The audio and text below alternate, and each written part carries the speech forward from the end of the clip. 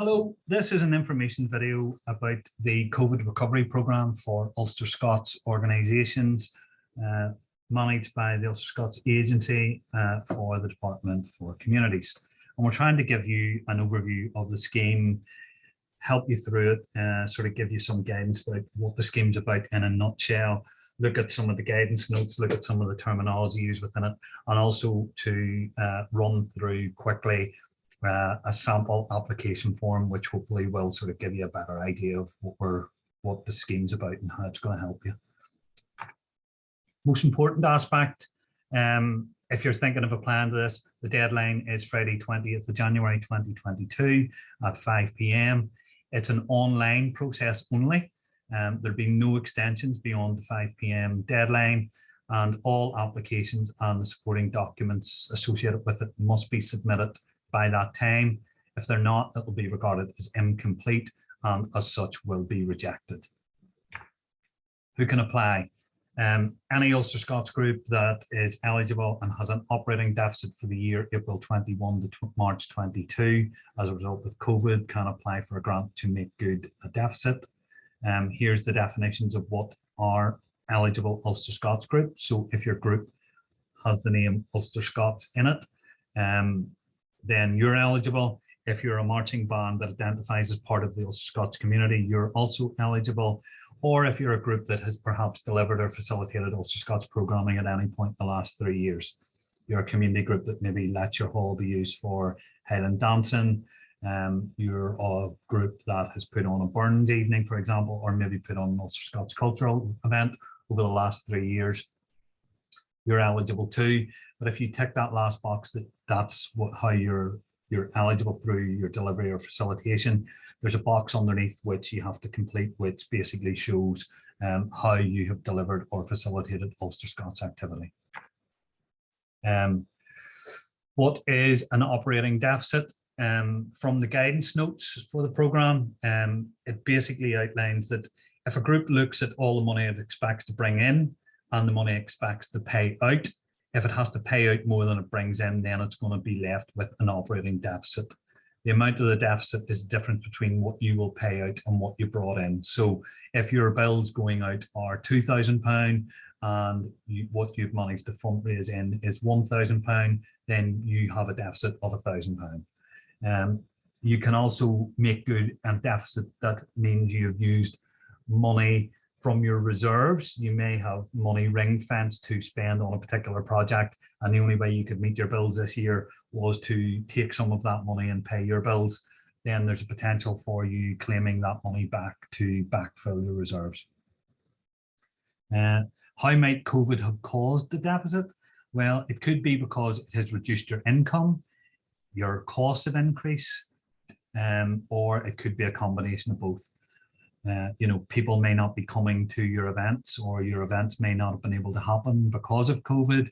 They may not have been supported as well as they usually would have been because people don't have the confidence, or your costs just could have risen because you've had to put extra equipment out, you've had to sanitize, you've had to reduce numbers, you've got the windows open to allow greater ventilation. That means you have to turn the heat up. I think anything like that could be one element within it. Expenditure projections. Within the application, you're required to project your expenditure through to the end of March. And within that, the Ulster-Scots scheme allows you to include some renewal costs, which might be needed to help get the group up and running again. So it might be maintenance costs for premises, deep cleaning, some repairs that you might need, health and safety checks, equipment checks. You might need to get your boiler checked and serviced because you're going to be using it more often. You might need to do things like fire extinguishers checked, anything like that. Electrical repairs, a general spruce up to convince people that the place is safe to come back to. If you're a marching band, it might be that some of the members have maybe put on a few pounds over COVID. The uniforms are a bit snugger than they were pre-COVID, and you might need to look at alterations to them. Or it might be that they've been lying in cupboards for the last 2 years, getting very little wear, and they could do with a good clean. Things like that are eligible under the renewal expenses. You may even build in within your renewal costs associated costs with perhaps holding an event to encourage people back out, to get them involved. Bear in mind, overall renewal cost can't be above £3,000. Expenditure on an event can't exceed £1,000. And everything within this grant stream has to be spent by the 31st of March 2022. Smallest deficit that can be supported under the scheme is £1,000. The largest is £10,000, although most grants are expected to be much lower than that. Any Ulster-Scots group with a greater deficit than £10,000 may be able to apply to the other funders, the Arts Council, for example, or Community Finance Ireland.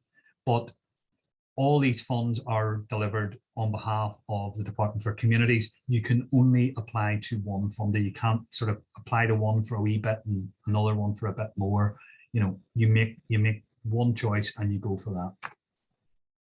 In terms of definitions, operating deficit, as I've said, this is about you have more money going out than you have coming in. And the deficit is the difference between what's going out and what you've brought in. You can also recover the costs that have been brought out of your ring fence money in your reserves. Grant funding, how much money has been given to you by a funder for a particular project and you haven't spent that, you have to identify that within your bank balances. Restricted reserves, so you may have ring fence money. For example, a band might be saving up for money for instruments or uniforms. They put that clearly that that's what this is about. Another group might be saving money to do work on their hall. And as long as you're clear about that, so this money here is for a specific purpose, then that's fine. That's regarded as a restricted reserve. Your free reserves is any money that's in your account that's just generally there for the use of the group to do what you need to do. So, you know, your normal day-to-day expenses. And if you have more in your account now than half of what your group's turnover or income was in the last financial year before COVID struck, you're unlikely to be eligible for a grant. Is there help available? Yes, there is. There are 3 organisations that have been tasked with helping groups to talk them through the process. Ourselves here at the Ulster-Scots Community Network, we operate Northern Ireland wide. Our number is Belfast 9043 6710. You can also email us at info@ulster-scots.com. If you're in Belfast or Newtownabbey, you can contact Small Steps through Jennifer there. So it's jennifer@small-steps.org, or by mobile phone, it's 07597 259 262. Or if you're sort of south down, Kilkeel area, you know, that part of the world, our friends down in the Schomburg Society can also help you out with your application. Their email is schomburgsociety@gmail.com. Their mobile contact is 07753 222 553, and they'll help you out. Any queries at all, you can contact any of us and we'll talk you through this process as best we can. I'm going to try now and switch over to the application form, which hopefully will work okay. And this is the application form. So when you go onto the Ulster-Scots Agency website, you click a link, and from there you're able to see that they have funding under their COVID recovery program. You click the link, you fill in your email address, and you get back a response, which is a link to the application form and a copy of the guidance notes. So this is the form for groups within the Ulster-Scots sector. These are your guidance notes. You should read these carefully. They lay out all the conditions around the grant, everything from what's there, what it covers, who's making the money available, and also pointing out things like, you know, you shouldn't try to inflate their figures just to get more money, because if they think there's anything dodgy about what you're asking for, the reality is you won't get the money. It outlines when the scheme opened, when it closes, highlights about the closing date. Don't leave it to the last minute to submit your application, because it means it might take them longer to release the grant to you. bearing in mind we're on a very tight timescale for this application. We're looking at, you know, it all has to be spent by the end of March. You may not actually hear from the agency until mid to late February, maybe the very start of March. So the sooner they get their applications in, they can start assessing them. And then at deadline day on the 20th of January, shortly after that, all the applications that they have assessed, they'll be passing that on to the Department of Communities to say, these are the ones that we think are worthy of support. Obviously, the more applications that suddenly come in towards the end of the scheme, the harder it will be for them to get through that. So if you're ready to go by this weekend, go this weekend, put your forms in, and then at least you know they're in and you can sit back and stop worrying about it. All the applications have to have all the supporting documents uploaded. You'll be asked for your constitution, your last set of accounts before COVID, and bank statements from the 1st of April 2021 and also from the 30th of September 2021, and those all have to be uploaded as part of the application process. If they aren't uploaded, your application is considered incomplete and it will be rejected. So that's straightforward enough. Here we go. This is the application process. So we're just going to put in here, so we're going to talk about a pipe band. Legally, Ulster-Scots pipe band, based here in our offices.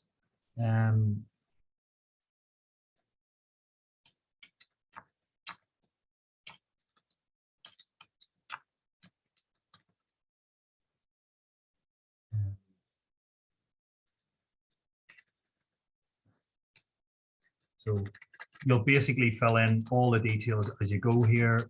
It's a straightforward process. Anybody who's done the agency's applications before will know how easy they are now on the online platform.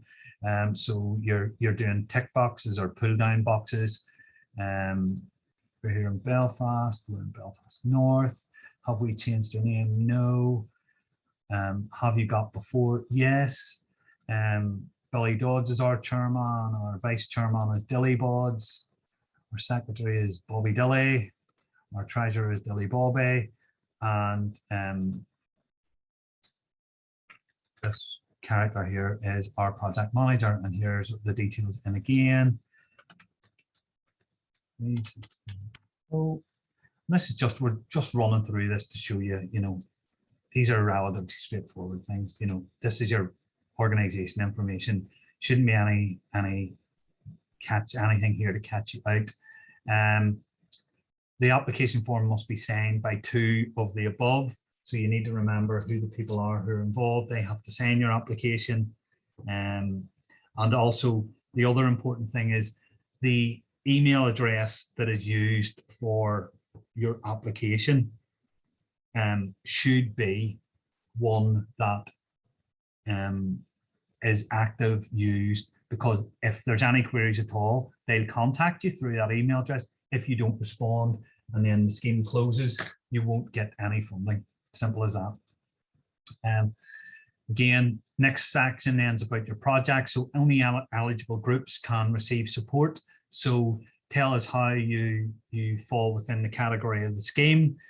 You know, the Silly Billy Ulster-Scots Pipe Band, we're a marching band that identifies as part of the Ulster-Scots community. So we don't have to fill this section in. If you're the group who facilitated or delivered something within the last 3 years, so for example, you held a Burns night, you would fill that in there. We held a Burns night and such, we had an Ulster-Scots cultural evening here, blah, blah, blah. No more than 200 words. You're just basically telling them how you fit into this category. Next. So tell us how you have suffered negatively due to COVID-19 and how then you're able to receive support. So how has it impacted on your finances? Well, our wee band hasn't been able to meet for large portions of it. So our members weren't paying their dues. We can't ask them to pay dues if they're not coming in. We also weren't able to hold any of our usual concerts. So we lost out on our fundraising income. And besides all of that, we've still had to pay things like our insurance, and we've had to pay the rent, and and things like that have gone up, and the electricity has gone up. So we've had increased costs. What are the negative financial impacts? So how is that going to impact your sustainability? Well, we don't have a lot coming in. We still have the same going out, or in fact even more. So we're less sustainable. We will be less sustainable in the future if it has to, and we might even have to reduce services. All those things apply to us. So this is quite straightforward.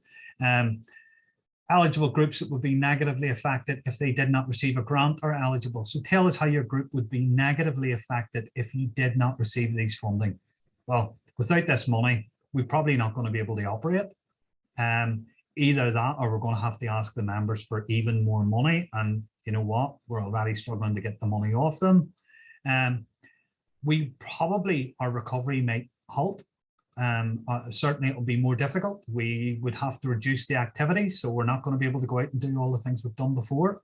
Those are all things that might play in. Are there any jobs under threat? No, because none of us, we don't employ anybody. We're a wee band. There you go, tick no.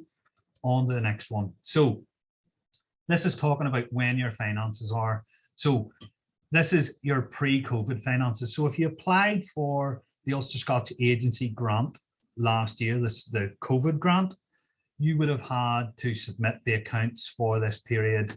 So if they're there already, you're putting them in again. So what you're looking at is, we're unlike some other bands that run, sort of November to October of the following year. We actually follow a normal sort of financial year. So our accounts started in April of 2019 was when our account started, and they finished on March 2020. So we ran a financial year. That was when our figures were, and we're going to put in now the figures that we would have had at that point. And that year, our account said that this is what we had. So we had £3,053.54p. We brought in 2,921 that year, and we spent 2,969. And that meant that at the end of that year, at the end of our financial year, we had £3,005, right? And then we get to where we are when we start talking about 2021 and the impact and all the rest of it. So you're starting here, and you'll have to upload your bank statements for April 21. And basically what they're saying is, tell us what was in your bank account then on the 31st of March 21. And then tell us how much of that was grant funds, how much of it was restricted reserves, how much of it was free reserves. And that was back to the sort of definitions which are in the guidance notes.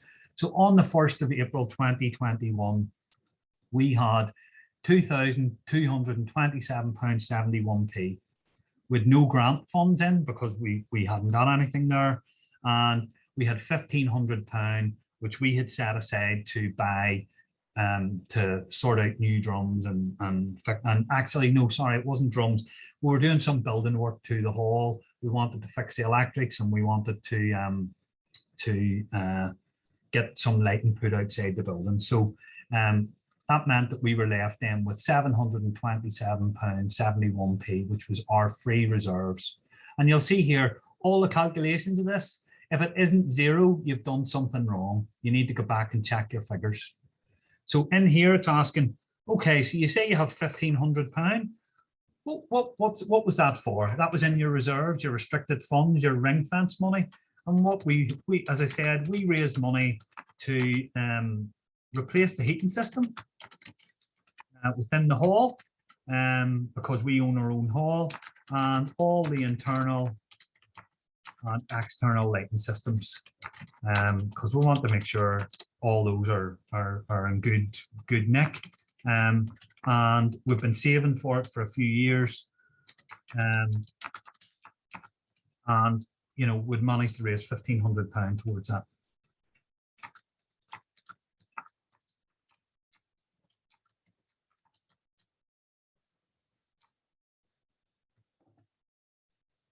See my really poor typing there. Make sense of that.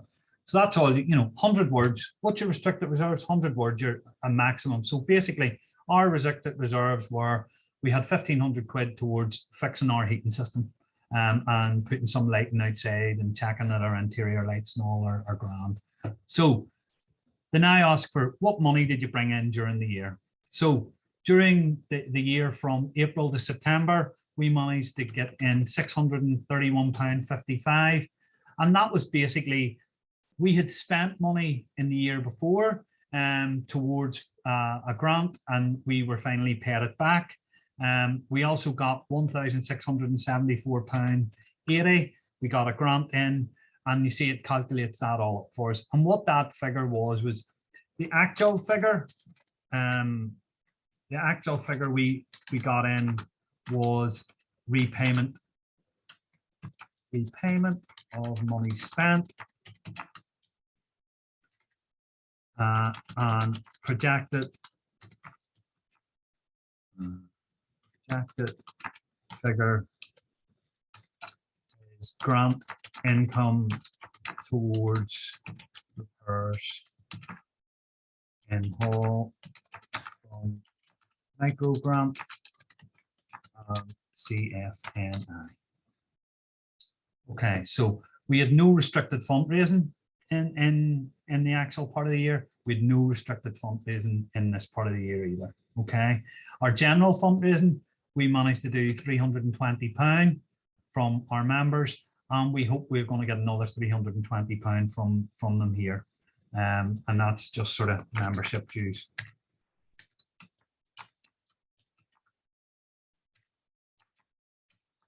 All other income was greatly reduced. So we had no other way. We didn't take part in any contests. We had no money coming in. So this has calculated automatically. So we had £951 actual income. We have projected that we'll have £2,000 of almost £2,000 there of projected income in the period. By the end of sort of March. That's our income generation element. And then you have to do the same for your expenditure. So April to September should be based on actual figures. So what did you spend? And the rest then is basically you saying, this is what we think we'll spend in the period going forward. So actual grant expenditure, we spent nothing. We project that we're going to spend that amount of money, £3,164 in the period through to the end of March. And that's because we've received funding from micro grants and CFNI that has to be spent for repairs to hall. Our restricted expenditure, we spent nothing in the first part of the year, but we're going to spend £1,500 in the second part of the year, and that is the match funding element for one of the grant funders who has said, right, okay, well, we're going to give you some money to do the repairs, and that's the match funding for grants received. So we managed it. We were lucky enough in that we got the money to fix the hall, but we had to spend it. Our actual expenditure in the first part of the year was £260 because things were still very sort of quiet. We anticipate that we're going to spend £3,000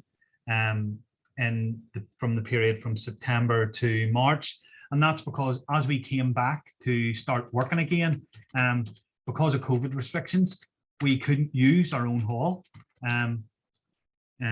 So we had to hire a larger hall to allow us to meet and to practice.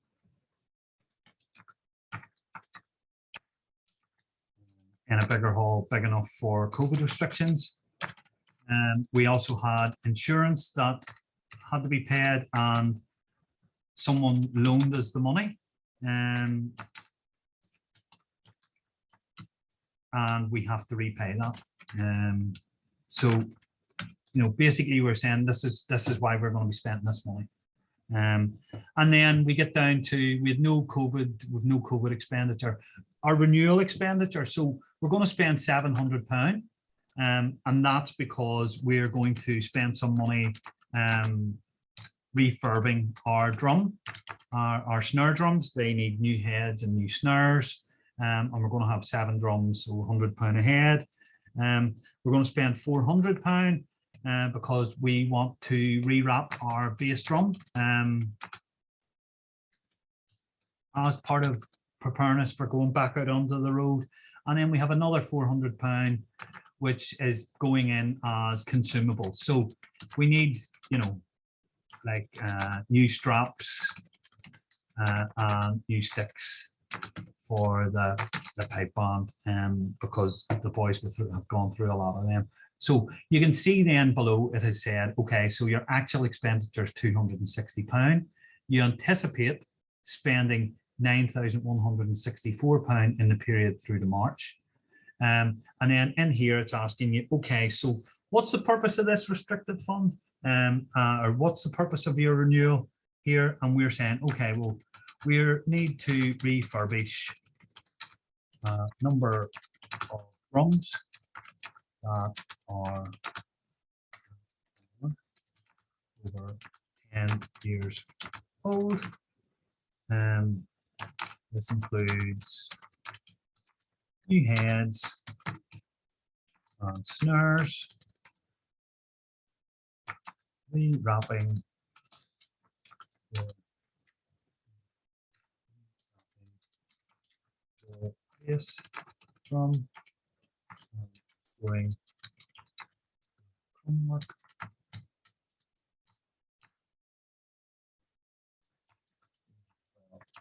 Also be purchasing consumables, sticks, straps, because that will get us back on the road looking very smart. So this automatically calculates. So it worked out from the cost that we put in that our operating deficit is £1,500. We have a reserves deficit of £1,892.29. So if you look at this, it says, okay, so your closing grants is minus 858, your closing free reserves is £1,892.29. With none of that, renewal expenditure is £1,500, and that calculates then that the grant we need from the Ulster-Scots Agency is £3,392.29p.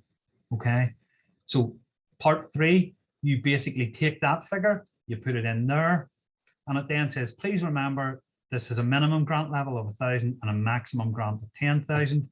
If the amount is less than 1,000, you will not be eligible. If the amount is more, you should apply, but your award will be capped.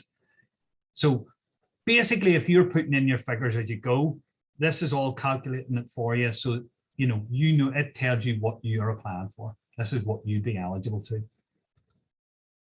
And then you get the next stage, and this is, please upload your documents. So this is your accounts, and I'm just going to show you how it works. I'm just going to stick a couple of documents in here so that, you know, there's something going in. So that's, you know, there we go. That's our government document. This is our accounts, and these is our bank statements. So there you go. We've uploaded 4 documents. Bump, bump, bump, bump, bump. They're all there. There's then a declaration. Have you suffered? You're basically confirming that you have suffered a negative financial impact as a result of COVID. You're confirming that you're not going to apply to anybody else for money under this program. You're giving the agency permission to discuss your proposal with other funders. You've no objection to them passing this out to someone to appraise or evaluate. Your financial records are accurate, and you realize these may be subject to examination. Any changes you have to tell the agency. You have all the necessary safeguarding policies and procedures in place, and you're complying with all relevant statutory requirements, whether it's disability or anything else. You're also making aware that this is there's a fraud declaration here. So Don't provide anything false or misleading. That will come back to bite you. If you don't inform them that you've got money from somewhere else for some of this, there is a clawback, and they will. And you should note that where it's being considered, there's no commitment until such times as a letter of offer has been signed, returned, and any documents that they require from you has been supplied. So don't go off and spend the money until you hear from them. As I said, you probably won't hear before late February, early March. So don't be thinking, oh, this is great. We've got all this money and we're just going to spend it. And because if you spend it and then you don't get, well, the money's gone and you're not getting it. You're then signing the form. So squiggle, squiggle, squiggle, squiggle, squiggle, squiggle. You're printing the name. Billy Dodds is us. Dilly Bodds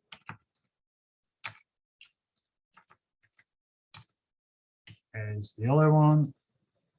Chair, vice chair, date is today is 17th of the 1st, 17th of the 1st, 2021. So that's everything. So these are the people that have signed. None of this is any different from usual applications to the Ulster-Scots Agency. You're clicking next. And at this point, you do a checkbox. So have you put in all the information about your organization? Have you put in about your finances?